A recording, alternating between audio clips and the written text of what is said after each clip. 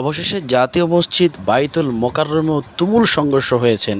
অনেকে ধারণা করছেন প্রাক্তন যিনি খতিব ছিলেন তিনি এখানে প্রবেশ করার কারণে মুসল্লিদের মাঝে ক্ষোভ তৈরি হয়, আর সেই ক্ষোভ নিয়েই পরস্পর হামলা হয়, ভাঙচুর হয় এবং জখম হয়।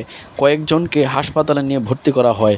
আইন শৃঙ্খলা রক্ষাকারী বাহিনী সাথে সাথে ব্যবস্থা গ্রহণ করেন, তারপরেও কিন্তু সংঘর্ষ অনেকটাই হয়েছে।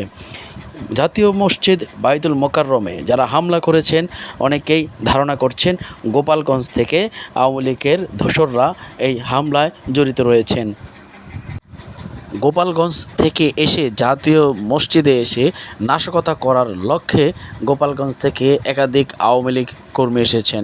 দর্শকবিন্দু, আপনারা দেখতে পাচ্ছেন পরস্পর কত প্রকার হামলা হয়েছে, মাথা ফেটে গিয়েছে এবং ধর্মপ্রাণ সাধারণ মুসল্লিরাও ক্ষয়ক্ষতির শিকার হয়েছে। সেক্ষেত্রে অবশ্যই প্রশাসনকে আরও সুদূর প্রসারী পদক্ষেপ নেওয়ার আহ্বান জানাচ্ছি। ধন্যবাদ।